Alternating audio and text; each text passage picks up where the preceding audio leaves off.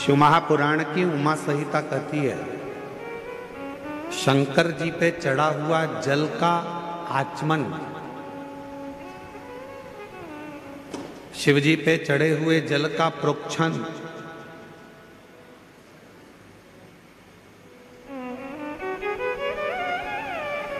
कायिक, वाचिक और मानसिक तीन तापों को नष्ट कर देता है।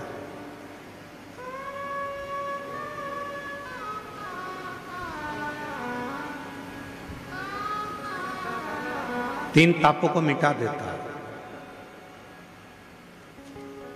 चाहे वो कायिक हो, चाहे वो वाचिक हो, चाहे वो मानसिक।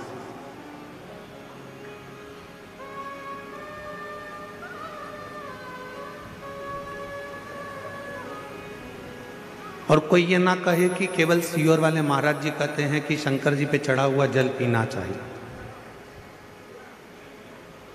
हम आप सबसे कहेंगे, जितने आस्था चैनल पर सुन रहे हैं, जितने तीनों पंडालों में और पंडालों के बाहर जितने भक्त बैठे हैं, पीछे गेट के बाहर, इधर वहाँ जहाँ तहाँ भक्त बैठे हैं, उन सबसे एक बात कहेंगे, आप हमारी बात पर भरोसा मत करो। आप तो गीता प्रेस गोरखपुर की शिव महापुराण लेकर आओ और उस शिव महापुराण को घर पर एक बार पढ़कर देखो। उसमें आपको मिलेगा कि शंकर जी पे चढ़े हुए जल का जो आचमन कर लेता है, वो फिर संसार सागर में जन्म नहीं लेता, उसकी मुक्ति हो जाती है, मोक्ष।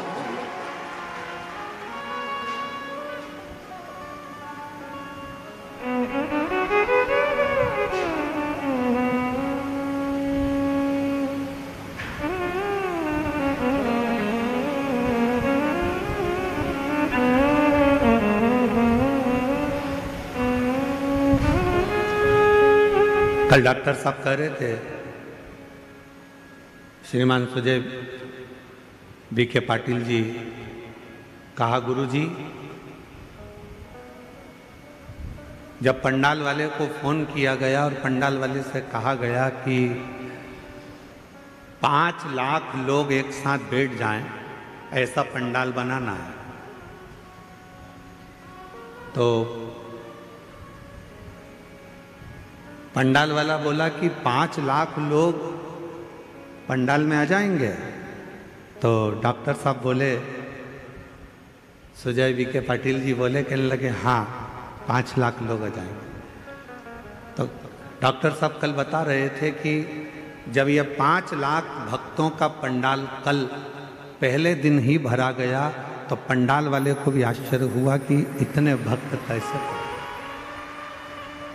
हम डॉक्टर सुजय बीके पाटिल जी को और माननीय श्री नामदार राधा कृष्ण बीके पाटिल जी को धन्यवाद देते हैं।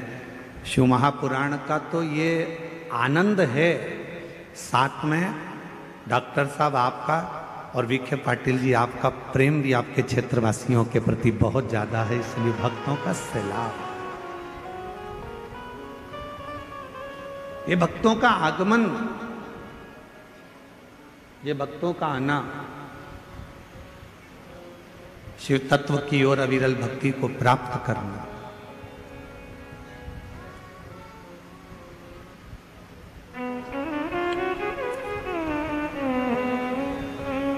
तुमरुका जी ने तो चंचुला देवी को कहा था कि चंचुला, शिव महापुराण की जो कथा है, शिव महापुराण की जो कथा है, ये कथा भी शिव को चढ़ा हुआ जल है, भगवान शंकर को समर्पित किया हुआ जल है। बाहर का रिटर्न आ रहा पूरा चोंगों का।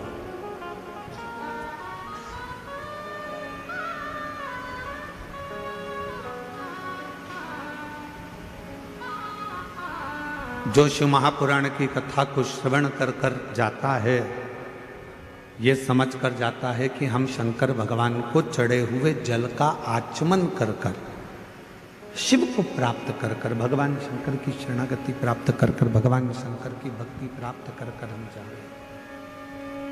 ये प्रेशर बढ़ाओ ना यहाँ का मंच का। हम शिव की अविरल भक्ति को प्राप्त कर कर जाते हैं।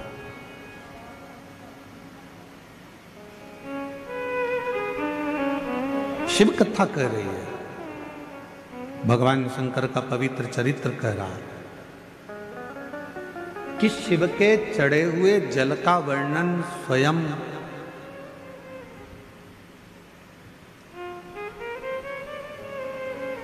यमराज की जो धर्मपत्नी है, यमराज की जो धर्मपत्नी है जिसका नाम है धुमोरना।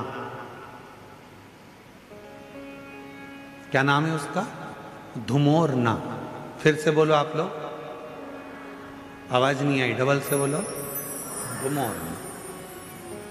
ये यमराज की धर्मपत्नी,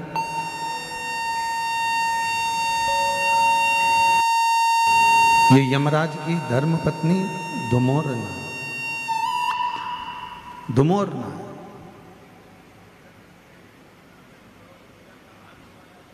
और यमराज की धर्मपत्नी धुमोरना ये जल के महत्व को एक बार स्वयं ने धुमोरना ने पूछा था।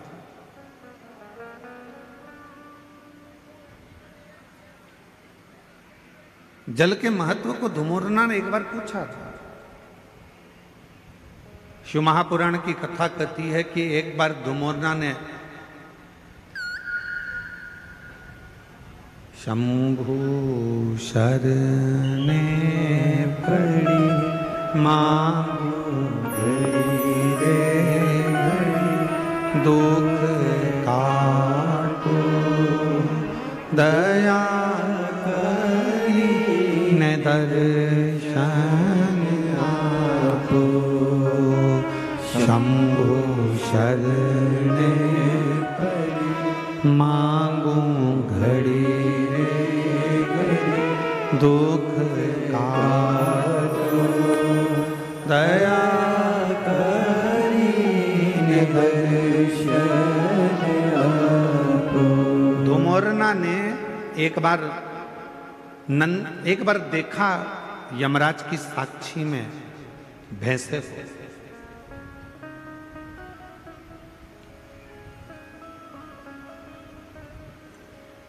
धुमोरना ने देखा कि यमराज का जो भैंसा है,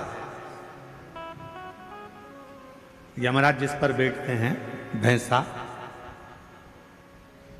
क्या नाम है उस भैंसे का जिस पे यमराज बैठते हैं? जम के बोलो जरा। यमराज जिस भैंसे पर बैठते हैं, जिस पाड़े पर यमराज बैठते हैं, जिस भैंसे पर यमराज बैठते हैं, उसका नाम क्या है? उसका नाम है पौंड्रक। क्या नाम है? पौंड्रक। तो एक बार धुमोरना ने उस पौंड्रक को देखा, उस भैंसे को देखा कि भैंसा क्या करता है कि यमराज प्राण खींचते हैं और प्राण खींचकर किसी को लेकर जाते हैं और भैंसा उसको खूब त्राड़ देता है, उसको खूब मारता है, सींग से रोनता है, पांव से कुचलता है, उसको परेशान करता जाता है। भैंसा उसको खूब परेशान करता है। पर धुमोरना ने फिर एक जगह देखा कि धुमोरना ने देखा कि वो भैंसा एक जीव को यमराज लेकर जा रहे थे, पर उस भैंसे ने उसको कोई कष्ट नहीं दिया, भैंसे ने उसको कोई परेशान नहीं किया।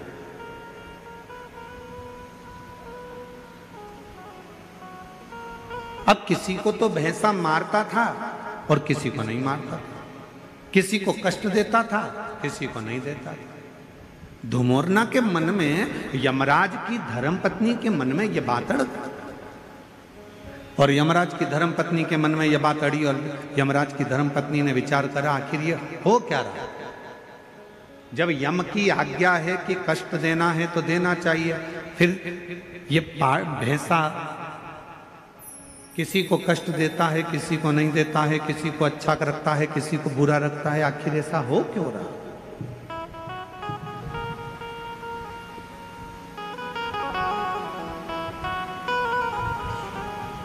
धुमोरना ने भैंसे को बुलाया और भैंसे को बुलाकर धुमोरना ने कहा, क्यों रे पौंड्रक, ये बता कि किसी किसी को यमराज जब खींच कर लेकर जाते हैं, प्राण जब छूटते हैं, तो किसी को तो तू बहुत कष्ट देता है, किसी को तो तू खूब मारता है, कष्ट देता है, परेशान करता है, उसको खूब खूब रोनता है, पाँव से भी रोनता है, सींगों से भी रोनता है, किसी किसी को तो बहुत कष्ट देता है। धुमोरना बोली कि पौंड्रक, भैंसे, और किसी किसी को तू मारता ही नहीं है, कष्ट भी नहीं देता, आखिर ऐसा क्यों, किस लिए? तो भैंसे ने कहा धुमोरना से, माताजी, जब भगवान देवाधिदेव महादेव का रुद्र अवतार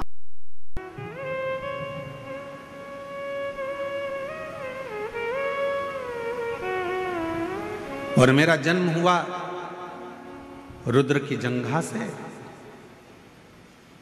जब मेरा जन्म हो गया रुद्र की जंघा से, तो मैं समझ नहीं पाया कि मैं कहां जाऊंगा। तब देवाधिदेव महादेव ने कृपा कर कर मुझे यमराज को दे दिया और मैं यमराज का सेवक बन गया। यमराज ने कहा कि तुम यदि मेरे पास में रहोगे तो मेरी आज्ञा का पालन करना पड़ेगा। तो देवाधिदेव महादेव जी ने कहा कि यमराज को मैंने तुम्हें दिया है तो तुम्हें इसकी आज्ञा का पालन करना है, तुम आज्ञा का पालन करो। और यमराज की आज्ञा का पालन धुमोरना से भैंसा कहता है कि मैं करने लगा।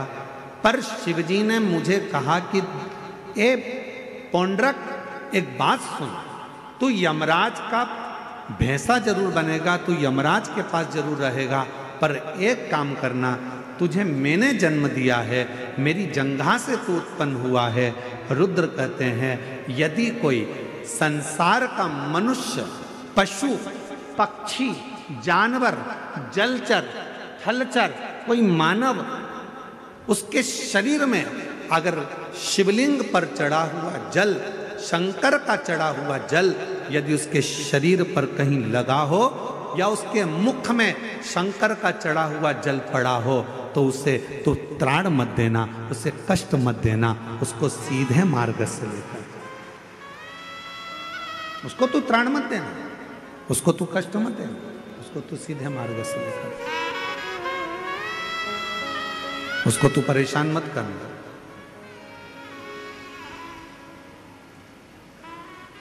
पौंड्रक भैंसे ने वचन दे दिया देवाधिदेव महादेव को कि मैं वचन देता हूं रुद्रदेव, ये मेरा वचन है, जिसके मुख में शिव का चढ़ा हुआ जल होगा, जिसके शरीर पर शंकर का चढ़ा हुआ जल छीटा गया होगा, उसको ना यमराज परेशान करेगा ना ये भैंसा परेशान करेगा, वो सीधे कैलाश धाम की ओर जाए। अब हम आपसे पूछें, उत्तर दीजिएगा जरा, जितनी मेरी शिरडी की जीजियां बैठी हैं, जितने मेरे जीजा बैठे हैं, सब उत्तर दें। मरने वाले व्यक्ति के मुख में कौन सी पवित्र नदी का जल दिया जाता है? जम के बोलो जरा। गंगा का।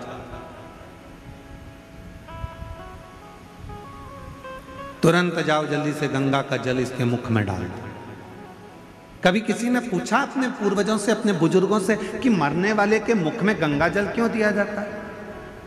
कभी किसी पवित्र व्यक्ति से पूछा कि मरने वाला व्यक्ति का जब उसको जब शमशान ले जाया जाता है तो उसके शरीर को गंगा जल डालकर पानी से नहलाया जाता है, साफ करा जाता है?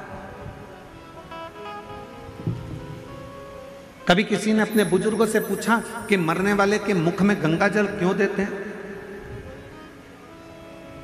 मरने वाले के मुख में गंगा जल क्यों दिया जाता है? मरने वाले के ऊपर गंगा जल का प्रोक्षण क्यों करा जाता है? गंगा जल क्यों छीटा जाता है? उसका एक कारण,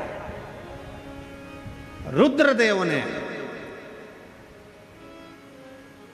जिस भैंसे पर यमराज बैठते हैं वो पौंड्रक भैंसा, रुद्रदेव ने उस भैंसे को कहा था, अगर किसी के शरीर पर शिव का चढ़ा हुआ जल हो या मुख में शंकर का जल हो तो उसको तू यम की कैद मत देना।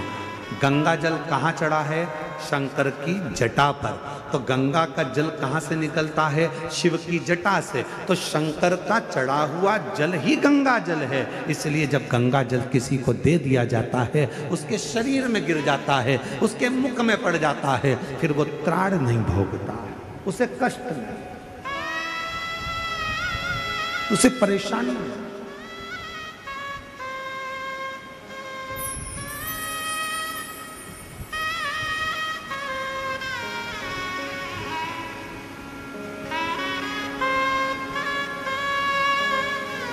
महाराज,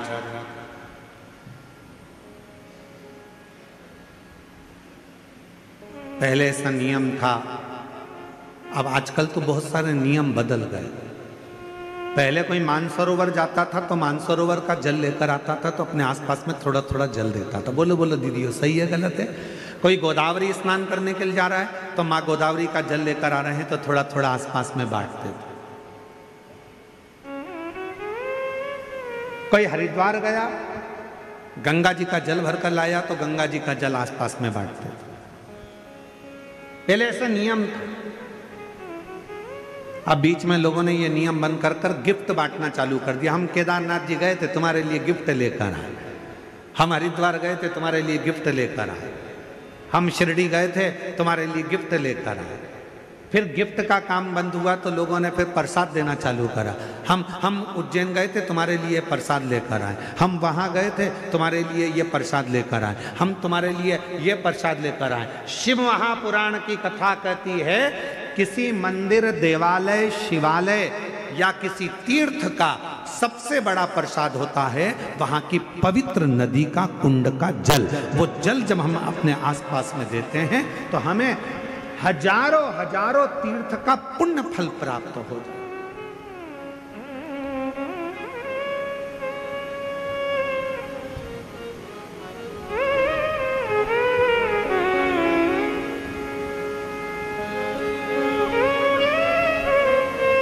उस तीर्थ का जो जल है वो सबसे ज्यादा पवित्र। कहां गए थे भैया?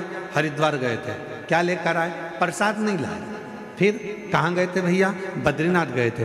क्या लेकर आए? तो कहा हम कुछ लेकर नहीं आए, हम तो केवल थोड़ा सा माँ अलखनंदा का जल लेकर आए। हम कहाँ गए थे? यमुनोत्री, हम यमुना जी का थोड़ा सा जल लेकर आए। हम कहाँ गए थे? नासिक, त्र्यंबक, हम गोदावरी माँ का जल लेकर आए। हम कहाँ गए थे? तो ओमकारेश्वर, हम माँ नर्मदा का जल लेकर आए। हम कहाँ गए थे? उज्जैन महाकाल। क्या लाए? थोड़ा सा क्षिप्रा महारानी का जल लेकर आए। हम कहाँ गए थे? प्रयागराज। क्या लाए? त्रिवेणी का जल लेकर आए। उस जल की महत्वता, पर लोगों ने उस जल की महत्वता को कम कर दिया। कहाँ गए थे? मानसरोवर। क्या लेकर आए? शिव जी का मानसरोवर का जल लेकर आए। थोड़ा थोड़ा सा जल, भले एक बूंद दिया जाए, पर वो जल में दूसरा जल मिलाकर उस जल को जब वितरण किया जाता है तो शास्त्र कहता है, जो मानसरोवर नहीं गया, जो उज्जैन नहीं गया, जो हरिद्वार नहीं गया, जो काशी नहीं गया, जो त्र्यंबक नहीं गया, अगर वहाँ का जल, पवित्र नदी का जल, कुंड का जल यदि हमारे घर में आ जाता है, हम भले उस स्थान पर नहीं गए, पर वो जल का जब हम प्रोक्षण करते हैं, आचमन करते हैं, तो हमें उसी तीर्थ का पूरा पुण्य फल उसी क्षण प्राप्त हो जाता है। अब आजकल का जमाना थोड़ा दिखावे का हो गया, तो लोग कहते हैं कहाँ गए थे साहब? तो कहा हम यहाँ गए थे, हम वहाँ से गिफ्ट लेकर आए। हम शिरडी गए थे, वहाँ से तुम्हारे लिए गिफ्ट लाए। हम वहाँ त्र्यंबक गए थे, गिफ्ट लाए। उज्जैन गए थे, गिफ्ट लाए। गिफ्ट नहीं,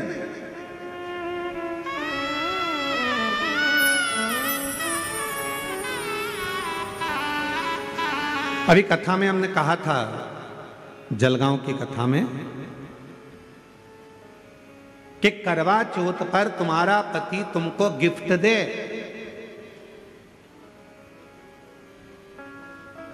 पर तुम अपने पति को कसम खिलवाना। बोला था कि नहीं बोला था? अरे जम के तो बोलो।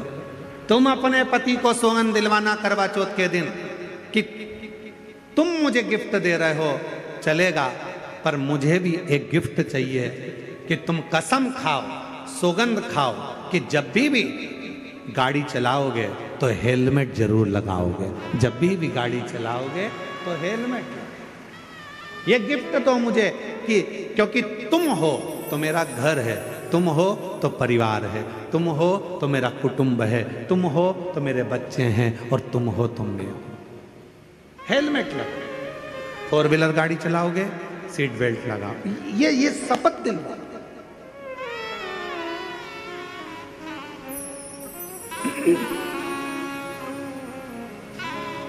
और मैंने तेरे ही भरोसे बाबा, तेरे ही भरोसे हवा बिच उड़ती जावा बाबा, डोर हर तो छड़ी ना में कटी जावागी। भोले मैं तेरी पतन, शंभो मैं तेरी पतन, हवा बिच उड़ती जावांगी बाबा, डोर हर तो छड़ी ना में कटी जावागी। भोले मैं तेरी पतन, शंभो मैं तेरी पतन। सबसे बड़ा गिफ्ट है, सबसे बड़ा दान है तीर्थ का जल जो तुम लेकर आए हो, वो तीर्थ के जल को सबको दे।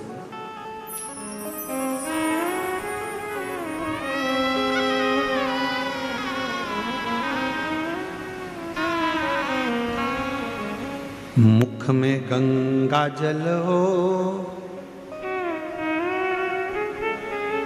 ब्रज का बंसी बट हो। मुख में गंगा जल हो, ब्रज का बंसी बट हो। मेरा काशी वाला निकट हो, जब प्राण तन से निकले। मेरा काशी वाला निकट हो। प्रेम। और पार्वती जी ने दूसरा वर मांगा, जब प्राण तन से निकले। काशी वाला क्यों निकट हो? क्योंकि माता पार्वती जी ने शिव जी से 2 वर मांगे थे काशी में। पहला वर काशी में मांगा था माता पार्वती जी ने कि जिस पति पत्नी में झगड़ा हो उसमें प्रेम बहुत बढ़े। इसलिए आज भी पति पत्नी का आपस में झगड़ा होता है तो उनमें प्रेम बढ़ता है। पति झगड़ा कर कर जाता है, ऑफिस से आते से ही पूछता है क्यों तेरी मम्मी कहां गई, तुरंत पूछता, मतलब झगड़ा समाप्त। प्रेम। और पार्वती जी ने दूसरा वर मांगा था शिव जी से कि काशी में जो मरेगा उसको गुरु मंत्र तुमको देना पड़ेगा। काशी में मरने वाले को मोक्ष मंत्र आपको देना पड़ेगा। इसलिए शास्त्र की रीति है, हमारे यहाँ काशी खंड स्कंद पुराण का वर्णन करता है कि काशी में मरने वाले के कान में भगवान शंकर तारक मंत्र प्रदान कर देते हैं, और वो तारक मंत्र सुनते से ही काशी में मरने वाला फिर जन्म नहीं लेता, वो शिव का गण बनकर शंकर के धाम में शिव के आनंद में रहता है। फिर वो जन्म मरण के प्रपंच से छूट जाता है।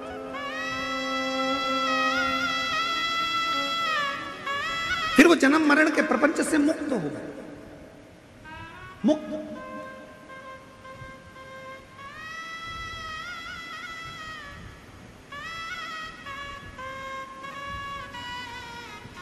शिव महापुराण का काशी खंड कहता है, ध्यान, स्कंद पुराण का काशी खंड कहता है, कभी योग लगे तो स्कंद पुराण के काशी खंड को पढ़िएगा। मैं माननीय पाटिल साहब को बहुत बहुत इसके लिए धन्यवाद दूंगा।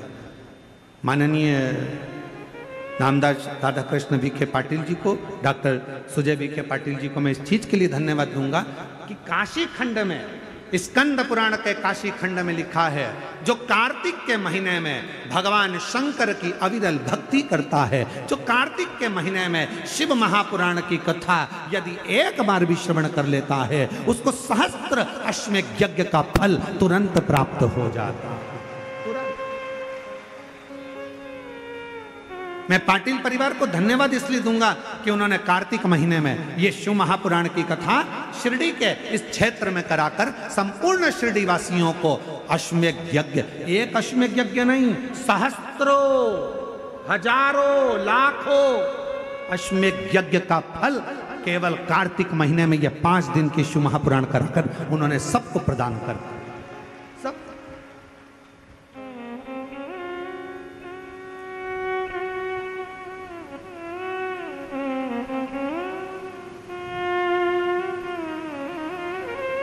जब डॉक्टर सुजय विखे पाटिल जी कथा लेने के लिए सीहोर आए थे तो उस समय पर बता रहे थे, उनको 2-3 तारीख बताई गई पर उन्होंने जो तारीख चुनी वो कार्तिक के महीने की चुनी। तो हमको भी आश्चर्य हुआ कि जरूर माता पिता के संस्कार इतने प्रबल हैं कि कार्तिक के महीने की अगर तारीख चुनी है तो उसमें फल, तो ये श्रेष्ठता हो।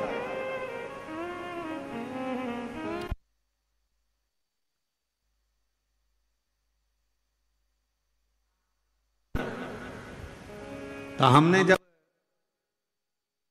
डॉक्टर सुजय विखे पाटिल जी जब कथा लेकर चले गए तो हमने बाद में आशीष को कहा, हमने कहा जरूर सुजय विखे पाटिल जी ने स्कंद पुराण पढ़ के रखी होगी तो उनको काशी खंड याद होगा कि कार्तिक महीने में कथा सुनने से हजारों यज्ञ का फल प्राप्त होगा।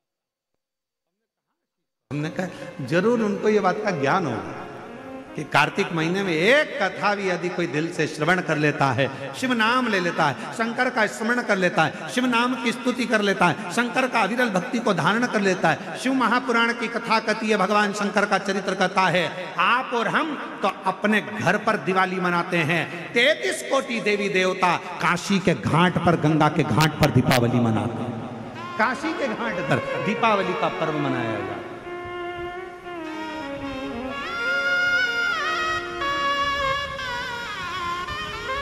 शिव धाम में, भगवान शंकर के धाम में, काशी में शंकर के अविरल धाम, हम तो आपसे भी कहेंगे आपके घर के आसपास में जो शंकर का मंदिर हो ना, दीपावली के दिन शंकर के मंदिर में जाकर दीपदान जरूर करना। दीपावली के पर्व पर शिव मंदिर में जाकर उसके आसपास में दीप जरूर लगाना। क्यों? आपको वही फल प्राप्त होगा जो काशी में देवताओं ने दीप जलाकर प्राप्त किया, वही।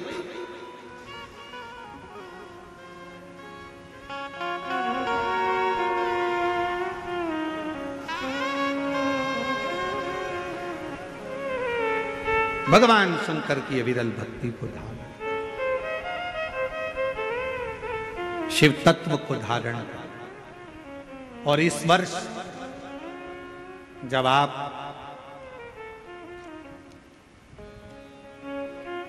20 अक्टूबर को दिवाली मनाएं और 20 तारीख को जब आप दीपावली का पर्व मनाएंगे, हमारे यहाँ भी दीपावली कुबरेश्वर धाम पर 20 तारीख की है, खजाना रहता है, ऐसा ही क्रम दीपावली पर्व का रहता है। तो 20 तारीख को जब आप दीपावली मनाए तो इस वर्ष सबको कहूंगा, जितने भी आस्था चैनल पर कथा सुन रहे हैं, जितने फेसबुक यूट्यूब पर कथा श्रवण कर रहे हैं, यदि आपकी जिंदगी में 4 दिन दुकान चल रही है, 4 दिन बंद पड़ी है, व्यापार थोड़े दिन चलता है, थोड़े दिन बंद हो जाता है, आपके विद्रोही, आपके दुश्मन आप पर कहीं ना कहीं से इधर से उधर से वार कर रहे हैं, या आपका लक्ष्य आपको प्राप्त नहीं हो रहा, कोई बहुत मेहनत करता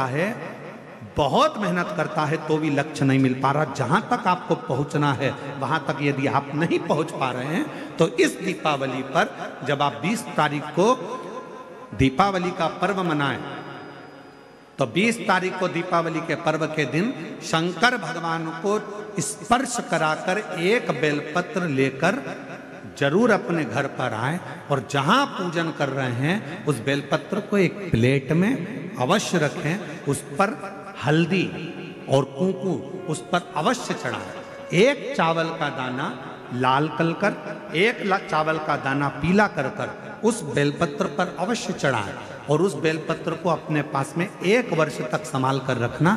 फिर अगले साल आप और हमें बताना कि उस बेलपत्र ने आपको मंजिल तक पहुंचाया कि नहीं पहुंचाया, आपको लक्ष्य प्रदान कराया कि नहीं। कई लोग रहते हैं, बहुत मेहनत करते हैं, बहुत परिश्रम करते हैं, सब चाहते हैं कि ये व्यक्ति इतने स्थान पर बैठे, इसको ये पद मिलना चाहिए, इसको ये कुर्सी मिलना चाहिए, इसको ये जगह मिलना चाहिए, इसको वहां तक पहुंचना चाहिए, इस व्यक्ति को तो इस पद पर पहुंचना चाहिए पर नहीं पहुंच पाता, इस व्यक्ति को तो वहां तक पहुंचना है पर ये नहीं पहुंच पाता। एक बेलपत्र का प्रयोग कर कर देखो, अगले वर्ष बात करेंगे कि मेरे भोलेनाथ ने आपका हाथ पकड़कर आपको उस मंजिल तक भेजा कि नहीं भेजा।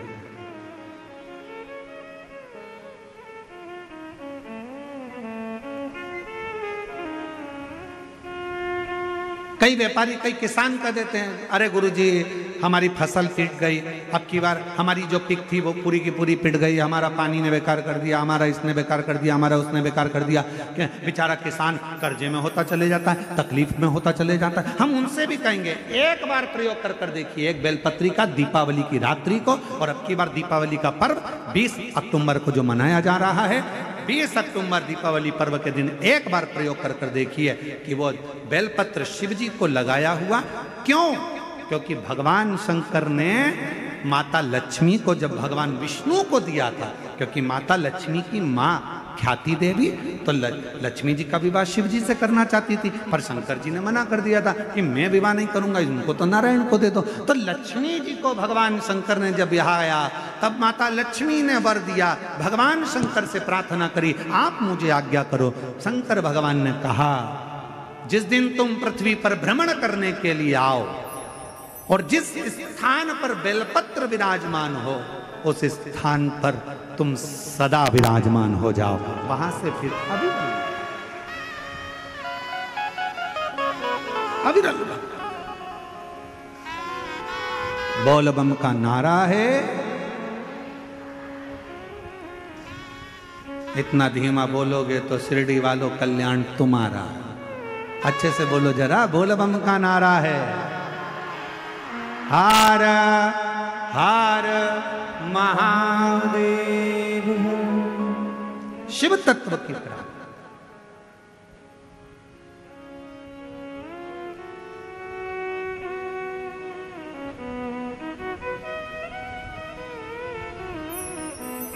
भगवान देवादिदेव महादेव के दरवाजे पर दीप अवश्य।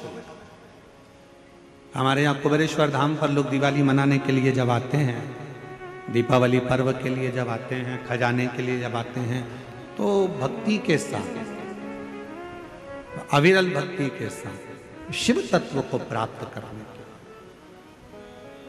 और शिव क्या ना दे, भगवान शंकर क्या ना दे। तेरी कृपा बिना न हिले एक भी ले, विश्वास तेरी कृपा से तनु तनु, बखान क्या करूं मैं राखों के ढेर का, चपटी भगोत में खजाना कुबेर का। उसके स्पर्श मात्र राख का हो जाता है, स्पर्श मात्र एक भभूत का हो जाता है, तो वो भस्म भी करोड़ों का धन बन जाता है। वो भस्म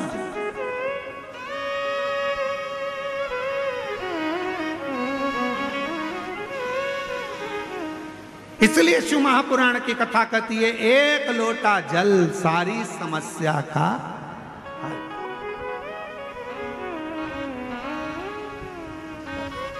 एक लोटा जल लेकर शिव मंदिर जरूर जाओ। वो कहे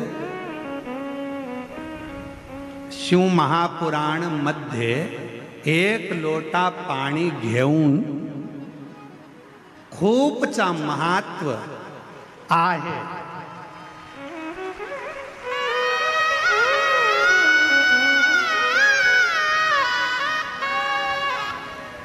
शिव महापुराण में एक लोटे जल का बड़ा महत्व बताया है, बड़ा महत्व।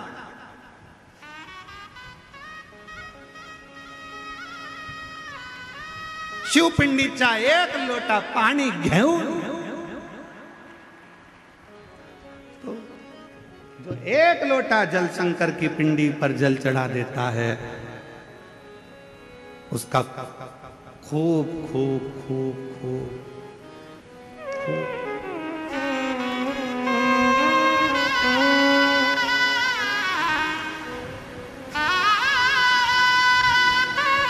और तेरी कृपा का क्या है भरोसा, कब किस पर हो जाए, जरा सी हम पर कर दो, जरा सी हम पर कर दो। तेरी कृपा का क्या है भरोसा, कब किस पर हो जाए, जरा सी हम पर कर दो, जरा सी पर कर दो। जिस पर भी हो गई तेरी कृपा करुणा, वो भव पार हुआ, भव पार हुआ। पापी हो चाहे जितना, उसका भी बाबा उद्धार हुआ, उद्धार हुआ। गिद्ध अजामिल गणिका जैसे तेरे मन को भाए, जरा सी हम पर कर दो, जरा सी हम पर कर दो। तेरी कृपा का क्या है भरोसा, कब किस पर हो जाए, जरा सी हम पर कर दो, जरा पर कर दो। तेरी कृपा का क्या है भरोसा, कब किस पर हो जाए, जरा सी हम पर कर। ये उसकी उदारता है, ये उसकी करुणा है, ये उसकी कृपा है, ये उसकी दया है। आप दिल से उसको पुकारो, वो दिल से झोली भरता है। आप दिल से पुकारो, दिल से कहो उसको, दिल से विनय करो उसको, दिल से निवेदन करो उसको, वो सुनेगा, आएगा, देगा, झोली भरेगा, जाएगा। तो शंकर भगवान पर चढ़े हुए जल की महत्वता शिव महापुराण की कथा कहती है। भगवान शंकर का पवित्र चरित्र कह रहा है कि मरने वाले व्यक्ति के मुख में गंगा जल क्यों दिया जाता है। आपके बच्चे पूछें, आपके रिश्तेदार पूछें तो उनको बताना कि शिव महापुराण में वर्णन आता है, स्वयं यमराज की धर्म पत्नी धुमोरना ने यह प्रश्न स्वयं जिस पर यमराज बैठते हैं उस भैंसे से, उस पौंड्रक से पूछा, भैंसे से कि तू किसी को कष्ट देता है, किसी को नहीं देता।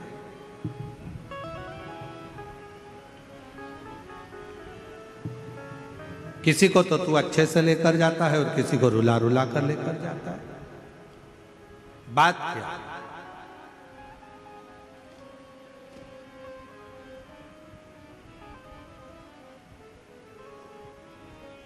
क्या बात है?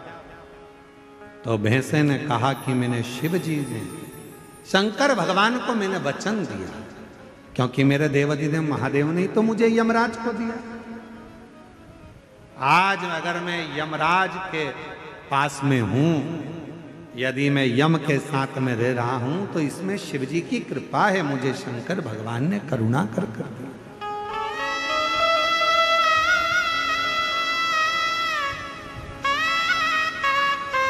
ये शिव की उदारता से मुझे मिला।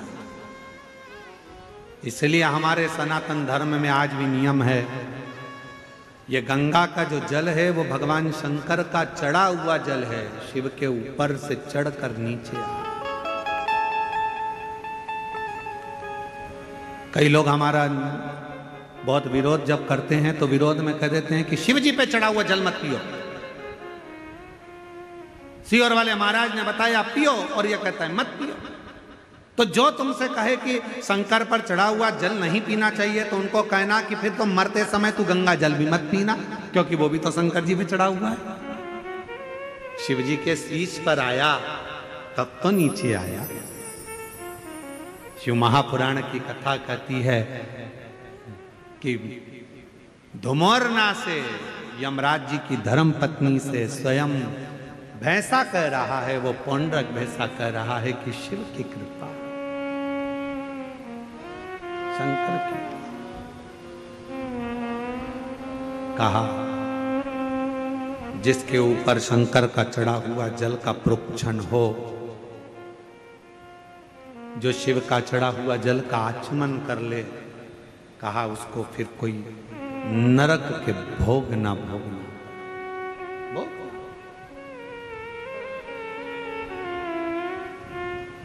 मुख में गंगा जल हो, ब्रज का बंसी बट हो। मुख में गंगा जल हो, ब्रज का बंसी बट हो। हे भोलेनाथ, हे भोलेनाथ, इतना तो करना भोले, जब प्राण तन से निकले। इतना तो करना भोले, जब प्राण तन से निकले। बाबा इतनी कृपा करना। हम हो सकता है प्राण छूटते समय हम काशी ना हो,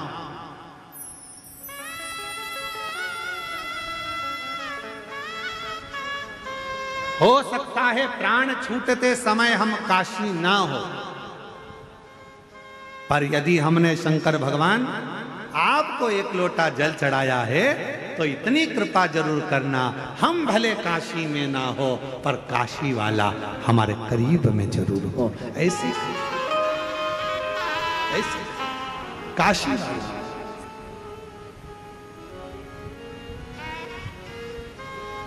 ये कृपा करना, ये करुणा करना, ये दया करना।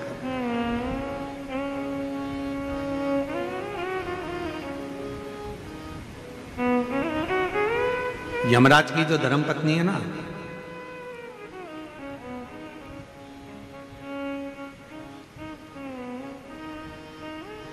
ये शिव की बड़ी उपासक है।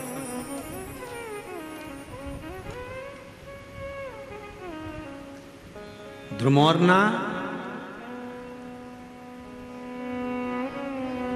दक्ष प्रजापति की बेटी है। शंकर भगवान की धर्म पत्नी भी, माता सती भी दक्ष प्रजापति की बेटी है। कामदेव की धर्म पत्नी रति भी दक्ष प्रजापति की बेटी है। यमराज की धर्म पत्नी वो भी, ध्रुमोर्ना भी दक्ष प्रजापति की बेटी। महाराज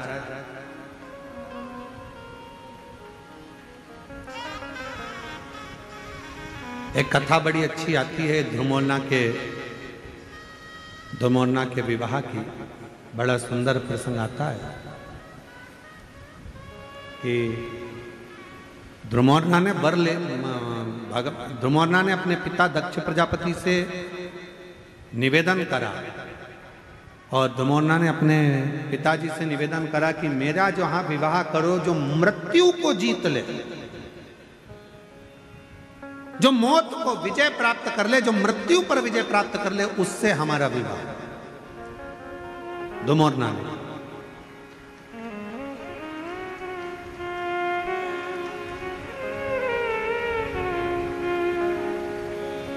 अपने पिताजी से कह रही है ध्रुमोर्ना, दक्ष प्रजापति से कह रही है ध्रुमोर्ना, कैसी कृपा करिए, हमारा विवाह वहां हो जो मृत्यु पर विजय प्राप्त कर ले।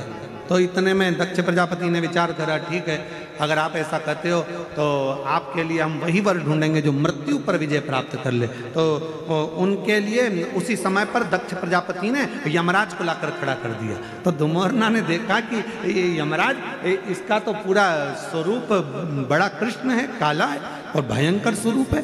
तो इतने में ध्रुमोर्ना ने कहा कि पिताजी इनसे विवाह, तो कहा ये यमराज है, इससे विवाह कर लीजिए। ध्रुमोर्ना ने अपने पिताजी का कहना माना, हाँ भर ली। शादी के मंडप में धुमोरना पहुंच गई। जरा ध्यान से सुनना, शादी के मंडप में धुमोरना पहुंच गई।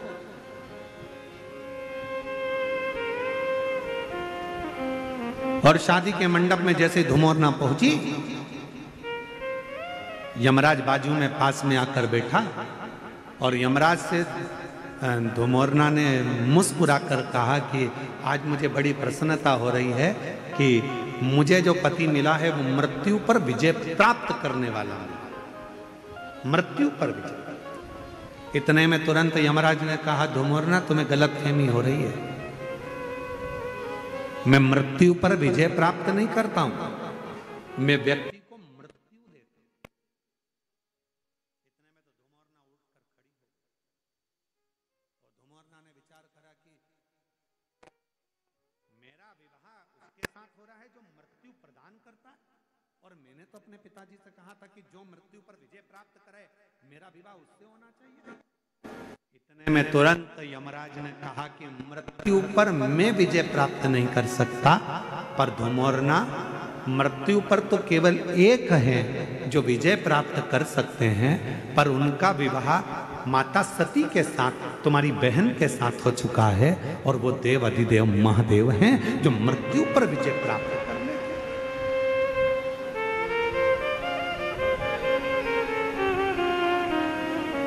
जो मौत पर विजय प्राप्त कर ले। इतने में धुमोरना उठकर चली गई, और जैसे ही धुमोरना उठकर गई, दक्ष प्रजापति को सूचना मिली कि मेरी बेटी यमराज से विवाह नहीं करना चाहती, अब करा क्या जाए। इतनी देर में दक्ष प्रजापति ने अपनी दूसरी बेटी विजया को मंडप में ले जाकर बिठा दिया। शादी के मंडप में जैसी विजया बैठी, वैसे ही उसी समय, उसी पल, उसी घड़ी सती ने धुमोरना से पूछा कि बहन क्या बात है, तेरी शादी हो रही है, दूल्हा भी अच्छा है, वर अच्छा है, सब कुछ ठीक है, फिर तू शादी क्यों नहीं करना चाहती। धुमोरना ने कहा, मैंने अपने पिता दक्ष प्रजापति से वर मांगा था कि मेरा विवाह हो तो उसके साथ हो जो मृत्यु पर विजय प्राप्त कर ले, पर मेरे पिताजी तो विवाह कर रहे हैं जो मृत्यु की दंड देता है, मृत्यु की सजा देता है, उस यमराज से विवाह कर रहे हैं जो मौत देता है। तो क्या हुआ, कोई बात नहीं। सती ने कहा कि तू चिंता मत कर धुमोरना, तू चाहती है कि मृत्यु पे विजय प्राप्त करने वाले से तू विवाह करे, तू उससे विवाह तो नहीं कर सकती, क्योंकि तेरी बहन सती का विवाह देव अधिदेव महादेव से मृत्यु पर विजय प्राप्त करने वाले से हुआ है। पर इतना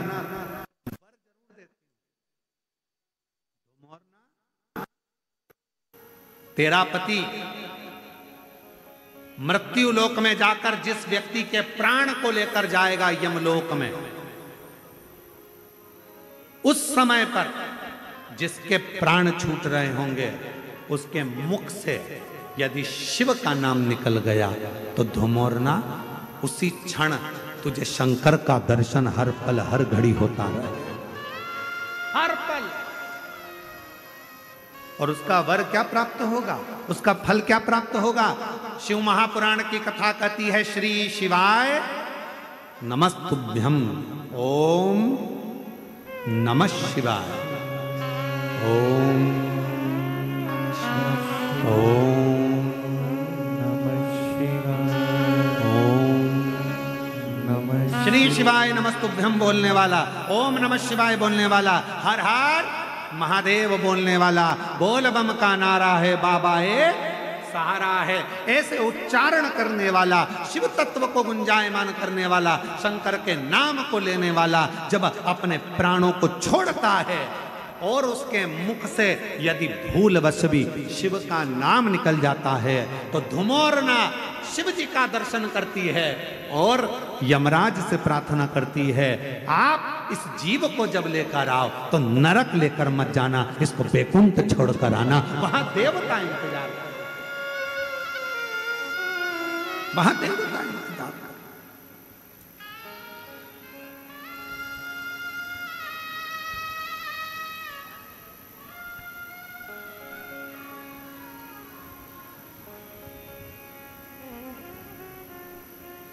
इसलिए आप लोगों से निवेदन है, ऐसी सुभाना आए ना ऐसी शाम, ऐसी सुभाना आए ना ऐसी शाम, जिस दिन जुबां पे मेरे, जिस दिन जुबां पे मेरी आए ना शिव का नाम, ऐसी सुभाना आए ना ऐसी शाम, ऐसी सुभाना आए ना ऐसी शाम। भगवान शिव का जो उच्चारण करता है, शिव का उच्चारण करने वाला, श्री शिवाय नमस्तुभ्यं, श्री शिवाय नमस्तुभ्यं। हम आप लोगों से बार बार कहते हैं, अपने घर के दरवाजे पर लिख दो श्री शिवाय नमस्तुभ्यम, दीपावली पर स्टिकर चिपका दो श्री शिवाय नमस्तुभ्यम, दरवाजे पर बंदरवाल बांध दो श्री शिवाय नमस्तुभ्यम। अगर कोई दरवाजे के सामने से निकल कर जा रहा होगा और मान लो उसका समय भी आ गया होगा, प्राण छूटने का भी समय आ गया होगा, तो दरवाजे पर यदि उसने भूल से भी पढ़ लिया तो वो नरक नहीं जाएगा, उसका परम पद वैकुंठ तक हो जाएगा। इसलिए श्री शिवाय नमस्तुभ्यम का स्मरण करो। कोई अपने काम के लिए जा रहा है, काम नहीं हो रहा, तुम्हारे दरवाजे पर पढ़ लेगा श्री शिवाय नमस्तुभ्यम, उसका राह खुल जाएगा, उसका कार्य सफल हो जाएगा। वो मंत्र का उच्चारण मूल है। कितना फल है मंत्र का, ये शिव कृपा, ये शंकर की, ये शंकर की। और विश्वास से कहता हूं, जो पंडाल में बैठकर आप भगवान देवाधिदेव महादेव से कह रहे हैं, बोल रहे हैं, मांग रहे हैं, ये हमारा विश्वास कहता है कि 3 महीने के अंदर मेरा कुबेर भंडारी जरूर देगा। विश्वास के साथ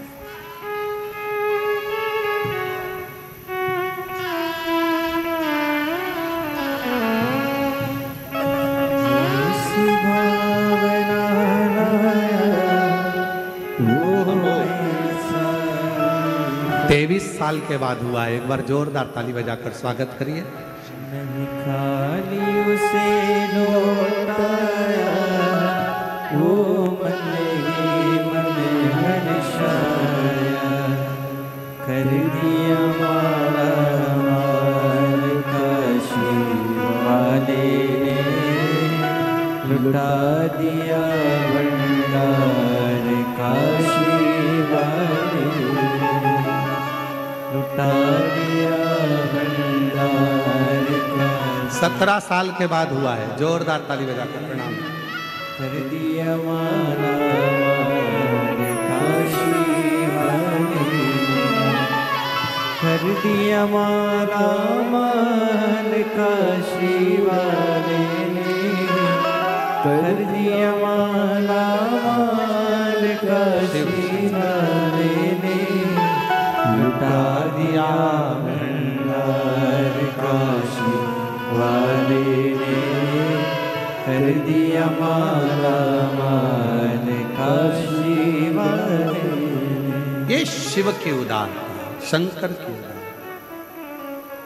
हरि ओम में ओम समाया है, मेरा भोला नगर में आया है।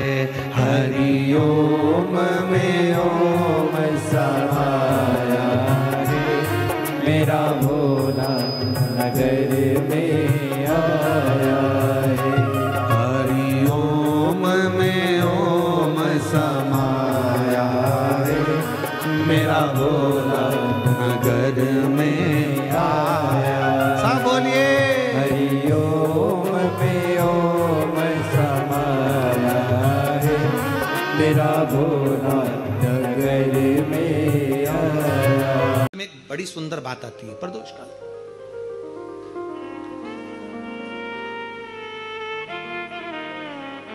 आप में से कोई प्रदोष का व्रत करते हैं? करते हो आप लोग? ठीक है। कितने लोग हैं जो नहीं करते? हाथ उठा लो, ठीक है। नहीं करते ना, कोई बात नहीं, रख लो, रख लीजिए। 26 प्रदोष का, 24 तो 12 महीने की और अधिक मास की 2, 26 प्रदोष का फल, 26 प्रदोष का फल एक क्षण में प्राप्त हो जाता है, एक क्षण में। कब? कहा जिस दिन प्रदोष का दिन हो, 26 प्रदोष में से कोई भी प्रदोष का दिन हो और प्रदोष काल में आप अपने घर से जल और एक हाथ में घी का भरा हुआ दीप लेकर जिस दिन शंकर के मंदिर में जाते हो, शंकर को जल चढ़ाकर हाथ का स्पर्श जलाधारी पर कर कर शिव मंदिर में दीप प्रज्वलित कर देते हो, 26 प्रदोष का पुण्य फल उसी क्षण प्राप्त हो। 26 प्रदोष का फल एक ही दिन में, एक ही क्षण में प्राप्त हो जाता है। 26 प्रदोष का। कार्तिक के इस पवित्र अवसर पर, कार्तिक के इस पावन दामोदर मास में पवित्र पावन शिव महापुराण की कथा के माध्यम से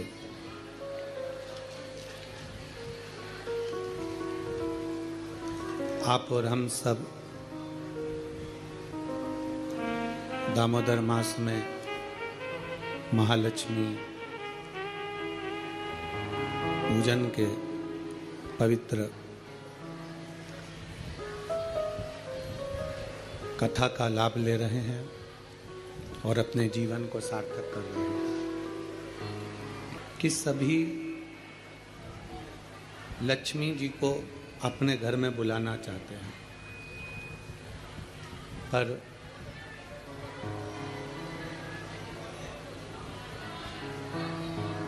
सभी माता लक्ष्मी को अपने घर में बुलाना चाहते हैं, पर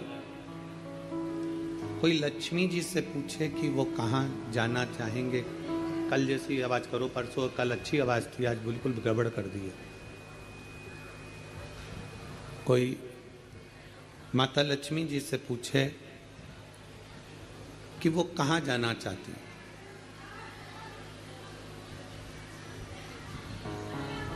किस स्थान पर वो रहना चाहती हैं, किस स्थान पर वो जाना चाहती हैं,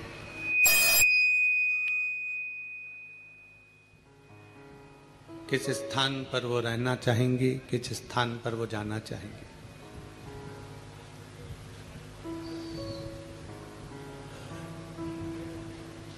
एक आपका विचार होता है कि लक्ष्मी हमारे घर आए, महालक्ष्मी हमारे घर में प्रवेश करे।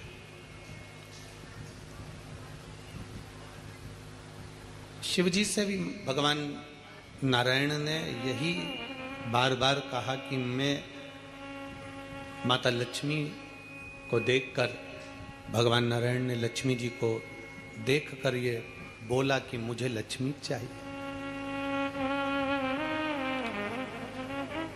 ये लक्ष्मी हमारी हो जाए, ये लक्ष्मी हमको प्राप्त हो जाए। ये स्वयं भगवान नारायण भी भगवान शंकर से कहते हैं कि लक्ष्मी हमें प्राप्त हो, ये लक्ष्मी हमें मिले। शंकर भगवान ने माता ख्याति देवी से, शिवजी ने माता ख्याति देवी से केवल एक ही बात कही कि ख्याति मां, आप लक्ष्मी जी का विवाह मेरे साथ करना चाहती हो।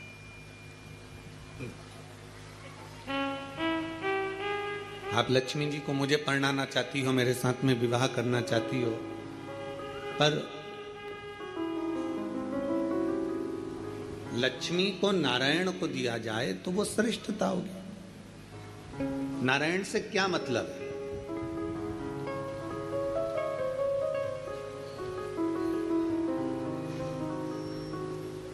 शिव महापुराण में भगवान शिव पंचायत के अंदर सूर्य नारायण भगवान बैठे हैं, शिव पंचायत के अंदर माँ दुर्गा भवानी बैठी हैं, शिव महापंचायत के अंतर्गत भगवान श्री गणेश जी बैठे हैं, शिव महापंचायत के अंतर्गत स्वयं शंकर बैठे हैं, शिव महापंचायत के अंतर्गत स्वयं भगवान नारायण बैठे हैं, भगवान विष्णु बैठे हैं। शिव महापंचायत के अंदर ये सब विराजमान। नारायण क्या? लक्ष्मी जी नारायण भगवान को ही क्यों दी जाए? लक्ष्मी जी नारायण भगवान को ही क्यों प्रदान करी जाए? किस लिए? क्यों? शंकर भगवान कह रहे हैं कि लक्ष्मी को ख्याति देवी आप नारायण को दे दीजिए। ख्याति देवी ये लक्ष्मी को आप नारायण को प्रदान कर दो, आप नारायण जी को दे दो। आखिर क्यों, किस लिए?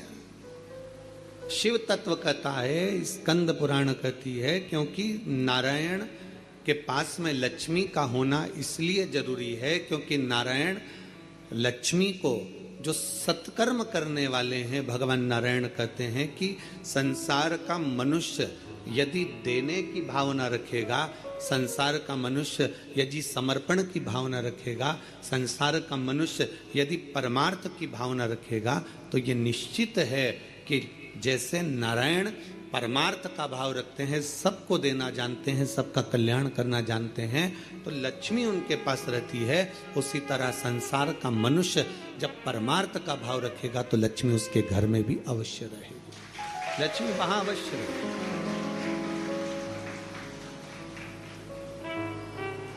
परमार्थ के भाव में, समर्पण के भाव में, जो हमारे हृदय का भाव है, हम भगवान को जो कुछ समर्पित करें, भाव से हम जो देते हैं, लक्ष्मी हमारे घर में प्रवेश कर जाती।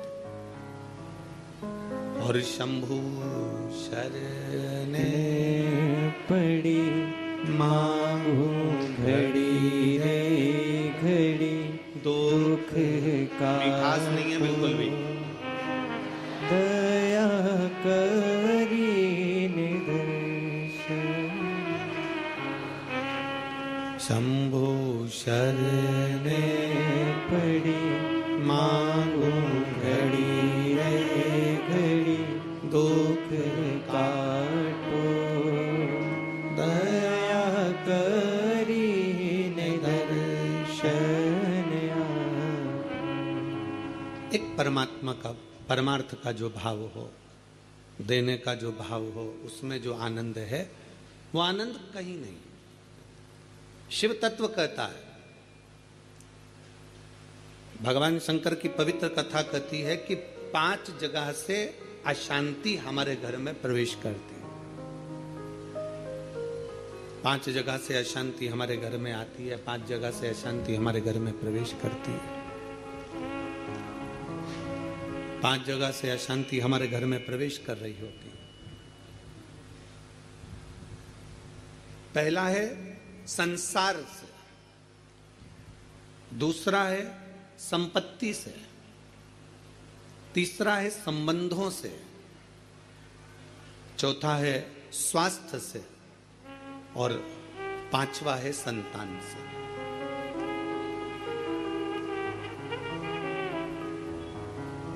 इस कथा को समझिएगा जरा कि 5 जगह ऐसी है जहां से अशांति हमारे यहां प्रवेश कर रही है। उसमें 5 जगह में एक जगह संपत्ति भी कही है। 5 जगह में से एक जगह संपत्ति को भी बताया गया कि जैसे संसार से भी अशांति प्राप्त होती है। संसार के लोगों में आप सोचते हैं कि मैं संसार में जितना रहूंगा, जितना सबके साथ में रहूंगा, उतना मुझे सुख मिलेगा, शांति मिलेगी। ना ना ना, ना। स्कंद पुराण कहती है हो नहीं सकता। संसार के लोगों के लिए आप दुनिया भर का कितना भी सुख प्रदान कर दीजिए, किसी के लिए आप अपनी जान भी निकाल कर रख दीजिए, संसार के लोगों के लिए आप अपनी पूरी संपत्ति भी लुटा कर रख दीजिए, संसार के लोगों के लिए अच्छे से अच्छा वस्त्र, आभूषण, माणिक, मोती, रतन, जो कुछ दे सकते हो दे दीजिए। उसके बाद भी संसार के लोग कहे बिना रह नहीं सकते। आपको कहे बिना रहेंगे नहीं। आप कितना भी सुख उनको दे दीजिए, आप कितना भी सुख उनको प्रदान कर दीजिए, आपको वो सुख आप दे भी देंगे। एक व्यक्ति अगर अपने घर की शादी में करोड़ों रुपए खर्च कर कर पूरे घर के मेहमानों को, संसार के लोगों को, सबको बुला ले और सबको बुलाने के बाद में वो सबका सम्मान करे, सबका आदर करे, सबका सत्कार करे, सब कुछ अच्छा करे, सबका आदर भी करे, सबका सम्मान भी करे, सबको खूब दे भी और खूब खूब प्रदान कर दे, उसके बाद भी दुनिया के लोग कह देंगे हराम का आ रहा होगा तो लुटा रहा होगा। ये दुनिया की रीति है, ये दुनिया का क्रम है। संसार का व्यक्ति जितना आप विचार करेंगे कि मैं संसार के अंदर रहूं, लोगों के अंदर विराजमान रहूं, मुझे यश ही यश मिले, तो बहुत मुश्किल है। आप दुनिया का सारा सुख दे दीजिए तो भी यश की प्राप्ति नहीं हो सकती। थोड़ा वक्त मिल गया तो मिल गया, किसी ने कह दिया, किसी को आपने देते रहे देते रहे देते रहे तो मिल गया। संसार अशांति देता है। संपत्ति, शिव महापुराण की कथा कहती है, स्कंद पुराण कथा कहती है कि हमारी संपत्ति भी हमको अशांति देती है। जिसके पास कुछ नहीं वो आराम से रोड के किनारे टाट बिछाकर बहुत मस्ती से सोता है।